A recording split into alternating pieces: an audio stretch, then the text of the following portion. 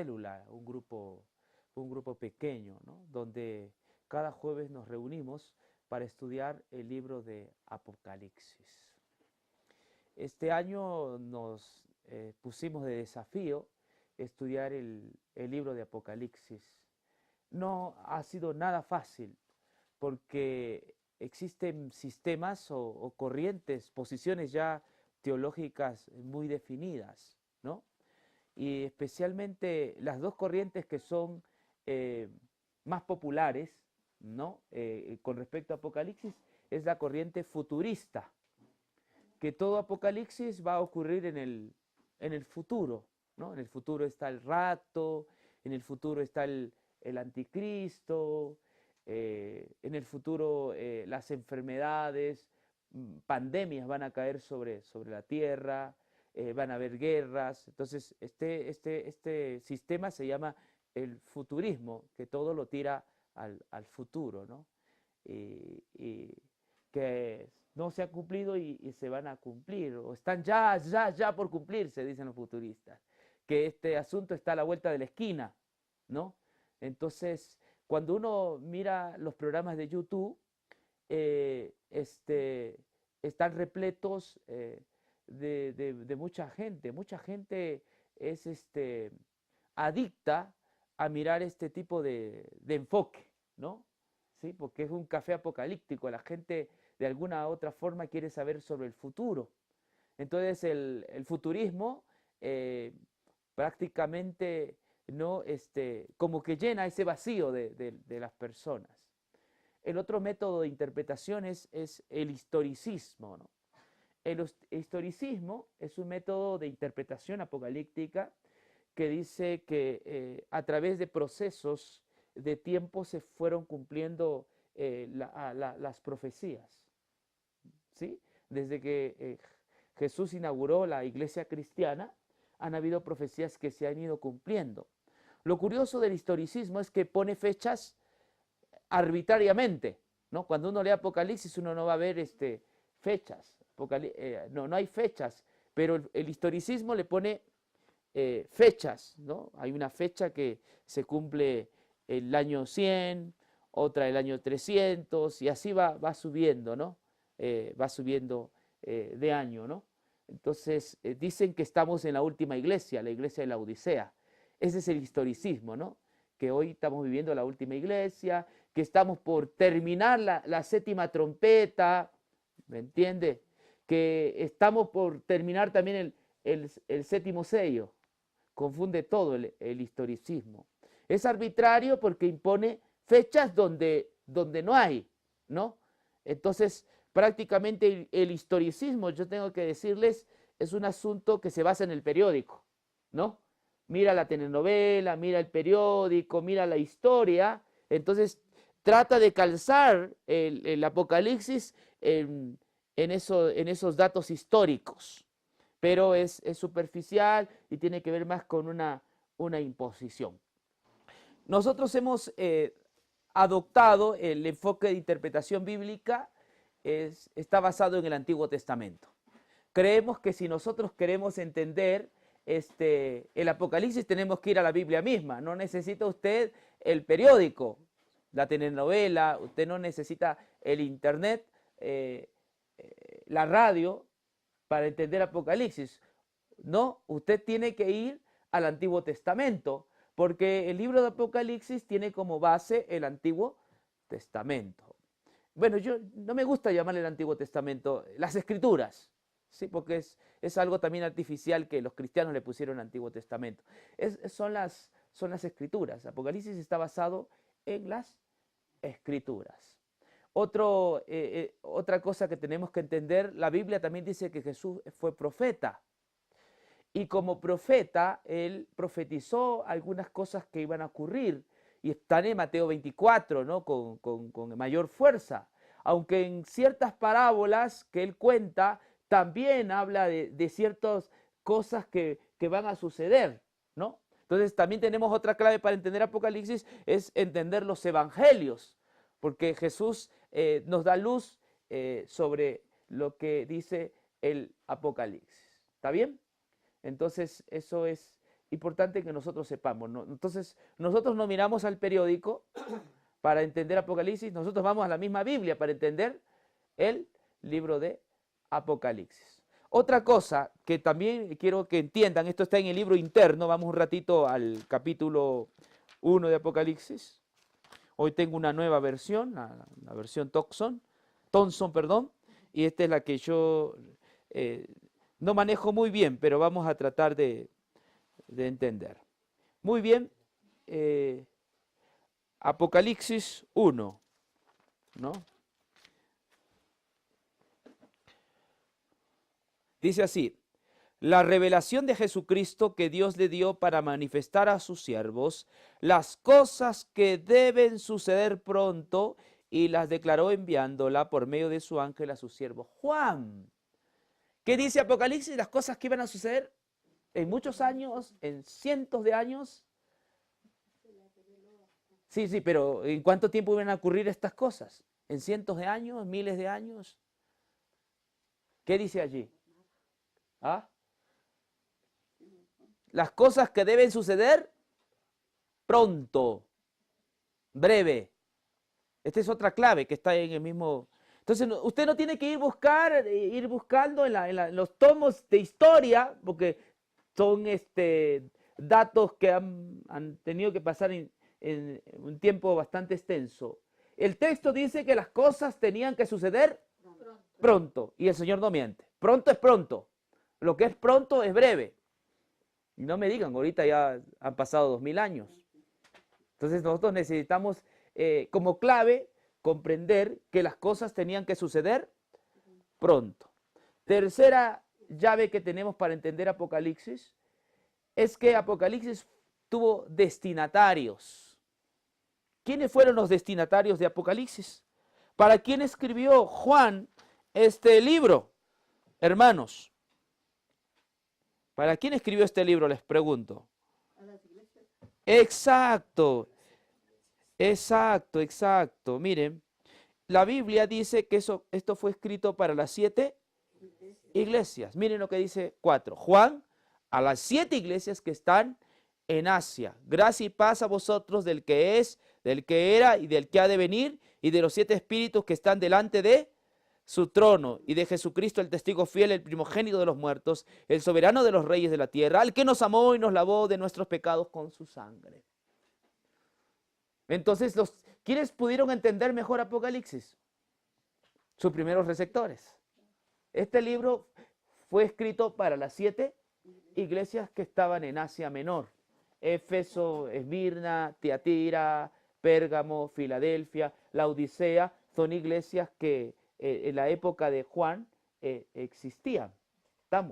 Juan estaba en el mar Egeo, en Pasmos, por causa de la palabra de Dios, y allí es donde escribe y se las manda a esto. Ahora, tenemos que ponernos en la mente de estos lectores. ¿Qué sabían ellos de la Unión Soviética? ¿Qué sabían ellos de Estados Unidos? ¿Qué sabían de la Segunda y Primera Guerra Mundial? ¿Qué sabían ellos acerca del SIDA, del cáncer? Entonces, sí, porque los futuristas hablan de que cosas como estas van a pasar. No, los primeros lectores fueron los que entendieron mejor Apocalipsis que nosotros, porque fue destinado para ellos. ¿Sí? Imagínense que Juan, tan malo sería que le envíe un libro que ellos no entiendan nada. ¿Sí? Entonces, esta es una pista interesante, porque Apocalipsis fue destinado para hermanos que estaban pasando por situaciones difíciles, muy complicadas, hermano. Una persecución terrible se había asolado, estaba pasando sobre la iglesia. Y cuando les llegó Apocalipsis, fue un consuelo, les llenó de esperanza. Estaba en peligro su fe, digamos. Sí. Entonces, esta es otra clave importante a la hora de entender Apocalipsis. La cuarta es que es un libro simbólico. Es decir, que tiene datos y tiene figuras que son simbólicas. Es un libro netamente simbólico. Muy bien. Bajo esta premisa, ¿no? O este este breve comentario. Ahora sí vamos, por favor, a Apocalipsis 6. Sí, vamos a Apocalipsis 6, hermanos. Me van a disculpar, no domino muy bien la versión, porque esta versión tiene muchos comentarios. Mi Biblia la dejé, ayer visité a un hermano, entonces la dejé allí. Entonces estoy utilizando una Biblia de estudio, que esta Biblia es más para estudiar en casa. ¿Estamos? Apocalipsis 6, vamos a leer el 9. Nos vamos a detener aquí en el 9, hermanos. Aunque el tema de hoy día es el caballo rojo bermejo, pero yo quiero que consideremos mucho Apocalipsis 6, 9 y 10. Le doy lectura.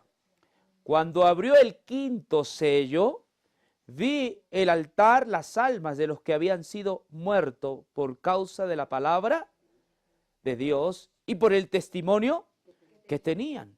Y clamaban a gran voz diciendo: ¿hasta cuándo, Señor santo y verdadero, no juzgas y vengas nuestra sangre en los que moran en la tierra? Y se les dieron vestiduras blancas y se les dijo que descansasen todavía un poco de tiempo, hasta que se completara el número de sus consiervos y sus hermanos que también habían de ser muertos como ellos. El quinto sello es la clave para entender los demás sellos. Nosotros vemos allí que dice que cuando se abre el quinto sello, Juan ve debajo del altar las almas de los que habían sido muertos por causa de la palabra de Dios y por el testimonio de ellos. Una gran matanza se había hecho sobre los cristianos. El altar, debajo del altar. Esta es la primera pista para entender quiénes fueron los que los mataron. Estamos. El altar pertenece al antiguo pacto. El santuario judío tenía 3 lados: el lugar santísimo, el lugar santo y el atrio. En el atrio es donde se presentaba el cordero y donde se degollaba el cordero. Estamos. Ese es el atrio. Estas almas están debajo del atrio, del altar. Pero estas no han sido sacrificados para expiación de los pecados. Han sido sacrificados por creer en Jesucristo, por creer en el Evangelio.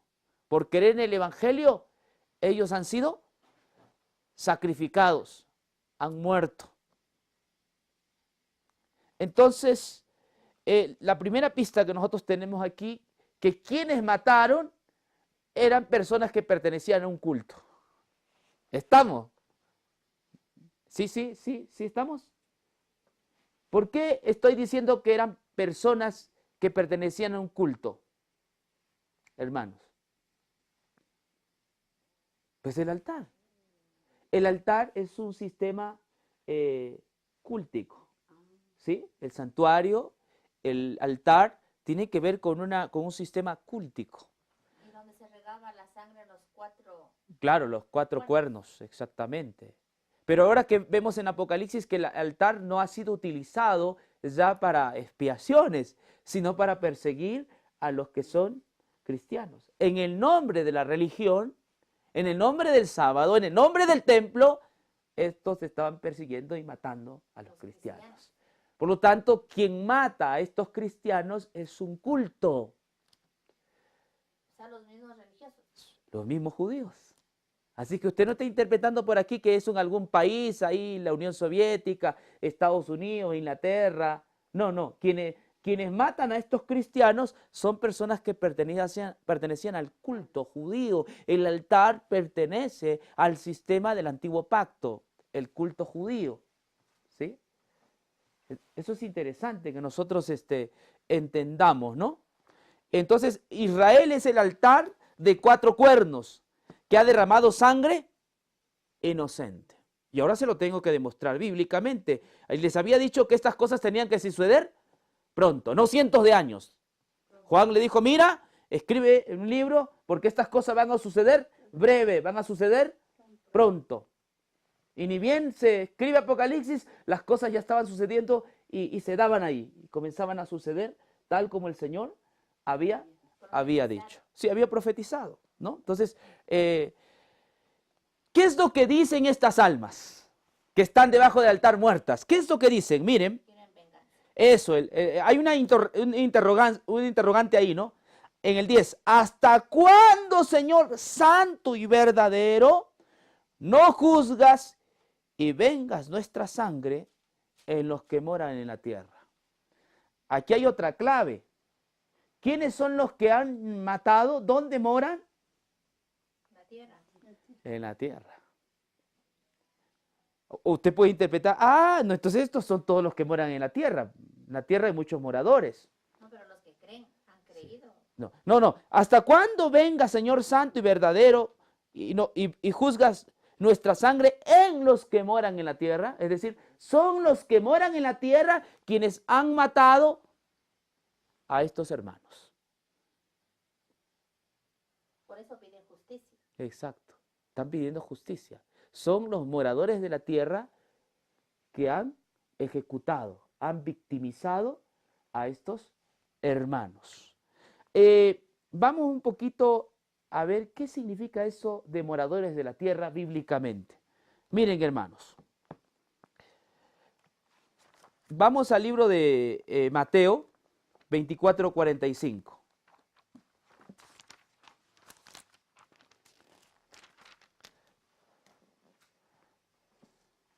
¿Quién lo lee? ¿Lo encontraron?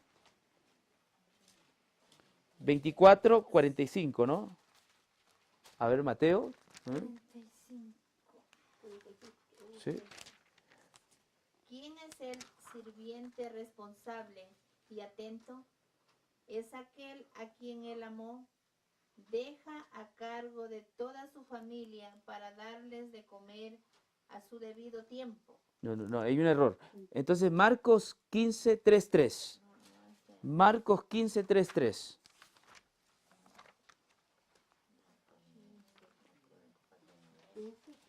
Sí.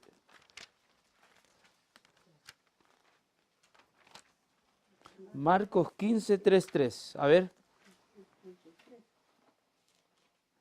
Cuando vino la hora sexta, ¿qué dice? Hubo tinieblas. ¿Sabe cuál es? Sí, sí, Es Mateo 24:9. ya. Pero vamos aquí. Marcos 15:3:3. Miren lo que dice. Cuando vino la hora sexta, hubo tinieblas. ¿Qué dice? ¿Sobre qué? Sobre toda la tierra hasta la hora novena.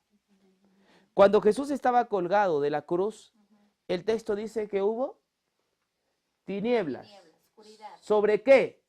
sobre toda la tierra. Esta expresión sobre toda la tierra tenemos que tener mucho cuidado. Esta expresión sobre toda la tierra no quiere decir que sobre todo el planeta.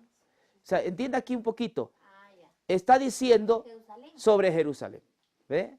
Cuando Jesús pendía de la cruz, dice Juan que hubo tinieblas sobre toda la tierra. En ese aspecto, toda la tierra no es todo el planeta, Ni todo el mundo. ni todo el mundo. No fue solo el lugar. La zona. Hay que entender un poco el lenguaje, ¿no? Estuvieron todos los que Sí, ejecutaron. porque los futuristas dicen toda la tierra, toda la tierra. No, no, no. Aquí las almas que están debajo del altar piden venganza sobre los moradores de la tierra. Estos moradores de la tierra son los moradores de Jerusalén. Ellos quedaron completamente en oscuridad. A ver, a ver, estamos hablando que cuando Jesús muere en la cruz, hubo, dice, tinieblas sobre toda La tierra. la tierra. No voy a interpretar. El texto dice sobre toda la tierra, entendemos que se refiere a la zona de Jerusalén, al lugar donde estaba sucediendo la muerte de Jesús. Allí hubo, pero la expresión que me sorprende sobre toda la tierra. Por eso, toda la tierra no es todo el planeta. Entonces, hay que tener mucho cuidado a la hora de estudiar Apocalipsis, porque la gente cuando ve tierra, dice todo el planeta, ¿sí? Todo el mundo, ¿no? Y hace poco discutía con un amigo Y él me decía, pues tierra, Adán, decía así, ¿no? Porque tierra también quiere decir Adán.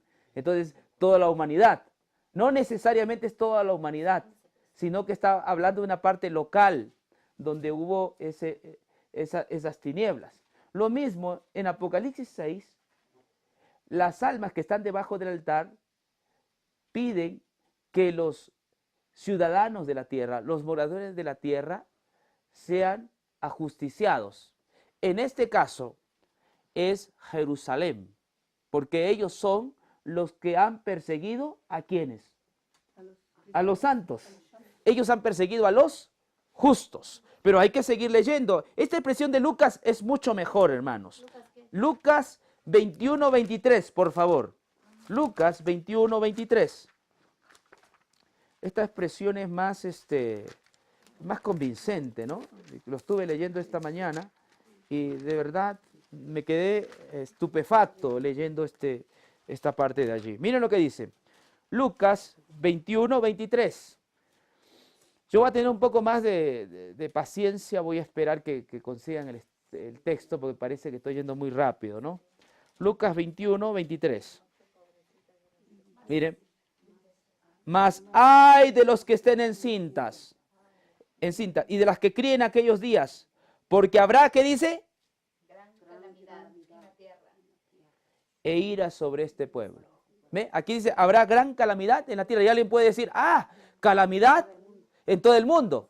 Pero luego dice, e ira sobre este pueblo. ¿Estamos? Mire, leamos un poco más atrás para entender mejor lo que quiero yo que ustedes entiendan, hermano. 21. Entonces los que estén en Judea, ¿qué dice? Huyan ¿a dónde? A los montes. Y los que estén en medio de ella, váyanse. Y los que estén en los campos, no entren en ella. Porque estos días son de retribución para que se cumplan todas las cosas que están escritas. Mas hay de los que están en cinta y de los que críen en aquellos días, porque habrá gran calamidad en la tierra. E ira sobre este pueblo. Entonces, la expresión, hermanos, tierra, no sé si me entiende, hermano Nelson, no significa todo el globo terráqueo, sino donde está sucediendo el lugar. No, porque este texto es usado por los futuristas diciendo que va a haber una calamidad sobre toda la tierra. Habrá países que la pasen siempre bien. ¿Sí? Hay países que viven en santa paz. ¿Sí? Hay países que han desaparecido completamente también. También, pero hay países que van a vivir tranquilos. Por ejemplo, si usted se va a Europa, hay países que viven muy bien, ¿no? Finlandia, sí, viven tranquilos, ¿no? No como estos países que son convulsos, Latinoamérica, ¿no? Sí, llena de problemas. Hay países que viven muy bien y su promedio de vida es altísimo y la mayoría son ateos. Entonces, hermano, hay que entender Apocalipsis desde su trasfondo o contexto. Y esto nos enseñaban es que era el fin del mundo. ¿Sí? Es que estos pasajes de Lucas y de Mateo han sido utilizados por el futurismo y el historicismo para hablar del fin del mundo. No, aquí está hablando del fin de Jerusalén, de una ciudad que debía ser castigada. Y se lo voy a demostrar bíblicamente, ¿no? Vamos por favor ahora a Mateo. Por favor, esto es clave, hermanos, también. Mateo 23, por favor, hermanos. Mateo 23. Mateo 23, 32 al 36. Miren lo que Jesús le está diciendo a los de Jerusalén, ¿no? Miren, Mateo 23, 32, 36, ¿no? Yo leo, dice, vosotros también llenad la medida de vuestros padres, serpientes, generación de víboras. ¿Cómo escaparéis de la condenación, qué dice? Del infierno. Por tanto, de aquí yo os envío profetas, sabios y qué más, y escribas, y de ellos a unos mataréis y crucificaréis, y a otros, ¿qué dice? Azotaréis en vuestras sinagogas y perseguiréis de ciudad en, para que venga sobre vosotros toda la sangre justa que se ha derramado sobre la tierra, desde la sangre de Abel el justo hasta la sangre de ¿quién? De Zacarías, hijo de Berequías, a quien matasteis. entre el templo y el altar. Otra vez el tema del templo y el altar. De cierto os digo, ¿qué dice allí más abajo? Vendrán Que sobre todo esta esto generación. vendrá sobre esta generación. No está hablando de los judíos actuales, no está hablando del holocausto nazi. Aquí está hablando esos judíos de esa época. ¿Sí? Sí, es que interesante, cuando Jesús profetiza es bastante claro. Somos nosotros los que miramos el periódico. Ah, este es el holocausto nazi, ¿no? Los nazis mataron a miles de judíos, millones de judíos. No, aquí está hablando de esa generación. ¿Qué había hecho o qué iba a hacer esta generación? Miren el 34. Por tanto, he aquí, yo os envío profetas, sabios y escribas, y de ellos a unos mataréis y crucificaréis, y a otros, ¿qué van a hacer?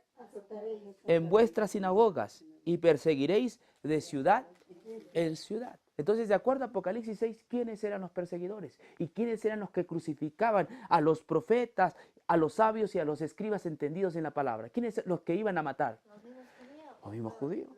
Entonces dice, a esta generación. Y le iba a venir todos estos males para esa generación. Y otro texto que es más claro todavía, yo creo contundente, Primera de Tesalonicenses, por favor.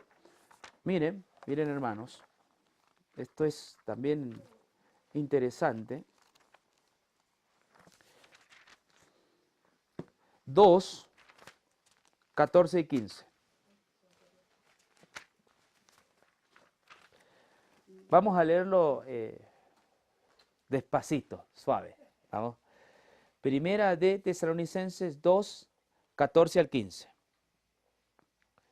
Dice así las Escrituras, la palabra de Dios. Vosotros, Primera de Tesalonicenses 2, 14 al 15. Si es posible hasta el 16. Porque vosotros, hermanos, vinisteis a ser imitadores de las iglesias de Dios en Cristo Jesús, que estaban ¿dónde? En Judea. Había iglesias en Judea. Dice, ¿qué más? Pues habéis padecido de los de vuestra propia nación las mismas cosas que ellas padecieron de los judíos. Muy interesante. Los cuales, ¿qué hicieron? Mataron al Señor Jesús, a sus propios profetas, y a nosotros nos expulsaron, y no agradan a Dios, y se oponen a todos los hombres, impidiéndoles hablar a los gentiles para que éstos se salvasen. Así colman ellos, ¿qué dice? Siempre la medida de sus pecados, pues vino sobre ellos la ira hasta el extremo. ¿Está claro? ¿Hay más luz ahí? Aquí hay más luz. Aquí. ¿Qué ha entendido, hermana Mercedes? Justo aclara más el tema, lo que nos está diciendo. Usted leyó desde el 14, ¿no? Sí. Dice, a ustedes, hermanos, les pasó lo mismo que a los cristianos de la iglesia de Dios en Judea. Su propia gente se burló de ellos y los ató. Eso les pasó a ustedes cuando gente de su propio país los buscó para matarlos. Los judíos mataron al Señor Jesús y a los profetas, y luego nos echaron de su país. Ellos no hacen lo que a Dios le agrada, sino que están en contra de todo. Exacto. O sea, está claro. Entonces, cuando están las almas debajo del altar, ellos están pidiendo por justicia. Señor, ¿hasta cuándo no vengas nuestra muerte de los que moran en la tierra? Es decir, son los del tabernáculo, son los sabatistas judíos que en el nombre de la ley persiguieron a los de la gracia. No es el vecino de al lado el que me persigue, es el religioso el que me persigue. O sea, como celos. Sí. El que era mi hermano. Usted dio la clave. Cuando habla de altar, está hablando de hermanos. ¿Sí? Son hermanos que matan a sus hermanos. ¿Entiende? La persecución es entre hermanos. Y esto sucedió. Los judíos persiguieron a judíos cristianos, los llevaron a crucificar, los mataron, los persiguieron, los expulsaron de la sinagoga. Entonces Jesús había dicho en Mateo 23 que la ira iba a caer sobre ellos, a esta generación, no a la generación de ahora, es a la generación que había crucificado al Señor Jesús y había perseguido a los santos del Altísimo. Por lo tanto, ahora sí volvamos a, bajo estos textos, volvamos a Apocalipsis 6, ¿no? El caballo rojo, 6:4. O bermejo también, ¿no? Y salió otro caballo bermejo, y al que lo montaba, ¿qué dice? Le fue dado poder de quitar de la tierra, ¿qué? Y que se matasen. Y se le dio una gran espada. Cuando abrió el tercer sello, oí al tercer viviente que decía, ven y mira. Y miré, y aquí un caballo negro, y el que lo montaba tenía una balanza en la mano. El caballo bermejo. ¿Cuál era su finalidad? ¿Para qué salió este caballo bermejo? Para quitar de la tierra la paz. No entienda la tierra, el planeta. Tiene que ver, el contexto es de aquellos que han abusado, violentado a los santos del Altísimo, que han perseguido. Entonces este caballo viene para quitar de la tierra la paz. ¿Sí sabían que los judíos vivían en paz? En la época de Jesús, en la época también de Pablo, de los cristianos, ellos eran paladines. ¿Sí sabían ustedes que los mismos romanos contribuían económicamente para levantar a Israel? ¿Eh? Jesús cuenta de un centurión romano. ¿Se acuerdan que le trajeron al chico que estaba enfermo, al siervo que estaba enfermo? Los judíos se acercaron a Jesús y le dijeron, mira, es bueno que le hagas esto, porque él ama a nuestra nación y nos ha edificado una sinagoga. Había muchos prosélitos, muchos oficiales romanos que simpatizaban con los judíos. En la época de Jesús, aunque estaban subordinados al gobierno romano, pero ellos vivían en paz. Imagínense qué templo que tenían. ¿Y quién había construido ese templo de los judíos? ¿Sí saben quién construyó? Herodes. Herodes el Grande. Le costó 46 años construir ese templo, y ese templo superó al de Salomón y al de Zorobabel. Era una locura, una de las 7 maravillas del mundo, bien diseñado. Cuando este emperador que les digo hizo el templo, primero puso murallas para que la gente no vea el templo. ¿Sí? Porque él pensaba, los judíos se van a quejar, van a decir que está mal esto, lo otro. Entonces, antes de descubrir el templo, puso murallas, ¿vio?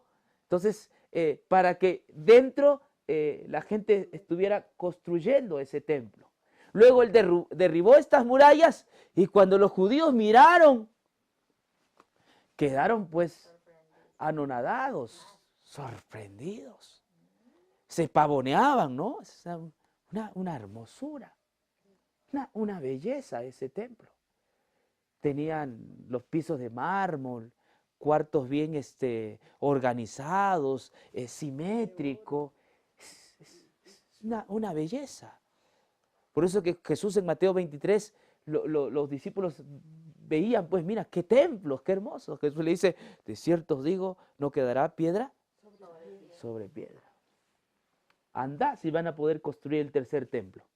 Sí sabe que hay una profecía de los futuristas que el anticristo va a venir cuando construyan el tercer templo. Jesús dijo que no iba a quedar piedra sobre piedra. Mira, han pasado muchos años y el templo no se ha podido construir.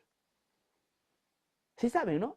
Fue destruido el año 70, el año 130 hubo otra batalla entre los judíos, se rebelaron contra los romanos lo sometieron y no pudieron, vinieron los musulmanes y ahorita es un relajo, el templo no se ha podido construir. Oiga, Paz, o sea, el templo para el judío era su refugio. Sí, exactamente. Es el centro, pues, de su religión. El Señor Jesús les dijo que no quedará Piedra sobre piedra. Porque él estaba hablando, o sea, de su templo. Exacto, sí. Entonces, miren, hermanos, el caballo rojo quita de la tierra La paz. La paz. Hermanos, y esto sucedió. La paz no le duró mucho tiempo a los judíos, porque cuando crucificaron a Jesús, ellos condenaron su propia existencia. Sí saben, les dijeron a Pilato, su sangre sea sobre nosotros, Y sobre nuestros hijos. sobre nuestros hijos. No estamos hablando de la hora. El holocausto, escúcheme, nazi, no es castigo de Dios. No vayan a pensar, el holocausto nazi es de un loco llamado Hitler que hizo tonteras. El castigo de Dios es lo que sucedió a los judíos el año 70.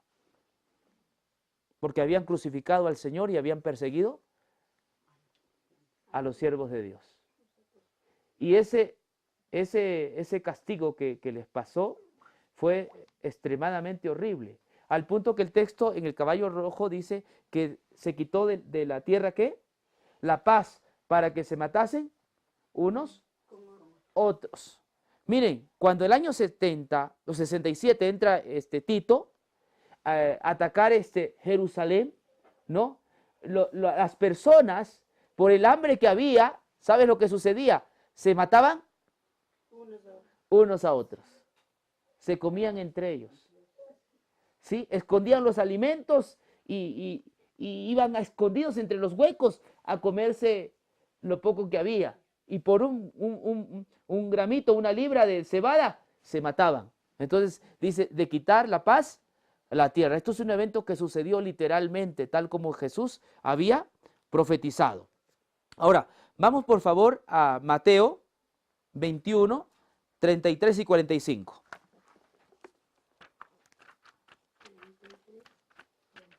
21. 33 y 45. Aquí Jesús está contando una parábola que es profecía. Dice así. Sí, Mateo 21, 33 y 35. Dice así. Oíd otra parábola. Hubo un hombre padre de familia, el cual plantó una viña. La cercó de vallado, cavó en ella un lagar, edificó una torre y la arrendó a unos labradores y se fue lejos. Y cuando se acercó el tiempo de los frutos, envió a sus siervos a los labradores para que recibiesen sus frutos. Mas los labradores, tomando a los siervos, a unos golpearon, a otros mataron y a otros apedrearon. Envió de nuevo otros siervos, más que los primeros, e hicieron con ellos de la misma manera. Finalmente les envió a su hijo, diciendo, tendrán respeto a mi hijo. Mas los labradores, cuando vieron al hijo, dijeron entre sí, este es el heredero, venid, matémoslo y apoderemos de su heredad. Y tomándole le echaron fuera de la viña y le mataron. Cuando venga pues el señor de la viña, ¿qué hará aquellos labradores? Fíjese la pregunta. Le dijeron, a los malos destruirá, ¿sin qué? Sin misericordia. ¿Y qué más dice? Y arrendará su viña ¿a quiénes? A otros labradores que le paguen el fruto a su Tiempo. Jesús les dijo, ¿nunca leísteis en las Escrituras? La piedra que desecharon los edificadores ha venido a ser la cabeza del ángulo. El Señor ha hecho esto, y es cosa maravillosa a nuestros ojos. Por tanto os digo, que el reino de Dios será quitado de vosotros, y será dado a quienes que produzca los frutos de él. Y el que creyere sobre esta piedra será quebrantado, y sobre quien cayere la desmenuzará. Y oyendo esta parábola, los principales sacerdotes y los fariseos entendieron que hablaba. Clarito está. Y está hablando no de la ira no, está hablando de que ellos iban a pasar por esa ira. Miren lo que dice ahí, ¿no? Dice así, ¿no? Dice así. Y tomándole le echaron fuera de la viña y le mataron. Cuando venga pues el señor de la viña, miren, cuando venga pues el señor de la viña, ¿qué va a pasar? ¿Qué hará con estos labradores? Le dijeron, a los malos ¿qué irá? Destruirá sin misericordia y arrendará su viña a otros labradores que le paguen el fruto a su tiempo. Cuando venga, no es de la segunda venida, cuando venga a destruir. Una vez que destruyó Jerusalén, se abrió el panorama para que los gentiles fueran evangelizados. Amén. Claro, hermano, es claro las Escrituras. No, yo no estoy mirando el periódico, yo estoy leyendo la Biblia. Ya les dije, Apocalipsis está basado en las mismas escrituras, su propio intérprete es las mismas escrituras. Por lo tanto, el caballo rojo, bermejo, que quita la paz de la tierra, es por obra del Señor Jesucristo. Y es la venganza sobre aquellos que habían crucificado a Él y a sus seguidores. Interesante, ¿verdad? Paz de la tierra no es paz. En este mundo tenemos paz todavía. Usted se puede ir a jugar un partido de fútbol, usted tiene paz. ¿Sí? Usted se puede ir de paseo en un día feriado, usted tiene paz. La paz de la tierra fue quitado. Aún podemos abrir las escrituras en paz. Sí, ahorita nosotros estamos viviendo en paz, tenemos viviendo en libertad. No dudo que esto se pueda repetir, por supuesto que sí, se pueda repetir, no dudo de que haya alguna doble repetición. Sí, pero la paz no se nos va a quitar a nosotros. La paz se quita a quienes han perseguido a su iglesia. En este caso eran los judíos quienes persiguieron a su iglesia y se les quitó la paz. Algo que aprendo aquí, los países viven en paz todavía porque, no porque aman al prójimo, porque el Señor detiene los vientos. Los vientos son detenidos, por eso todavía se vive en paz. En Israel los vientos estaban detenidos porque tenía que ser sellados. ¿Sí? ¿Quiénes? A los que les faltaba. Habían judíos que no entendían el evangelio. Entonces tenían que ser sellados. Antes que se desatara la ira de Dios sobre esta nación, entonces tenían que ser sellados. ¿Quiénes? Sus siervos, los 144,000. Estos 144,000 son judíos.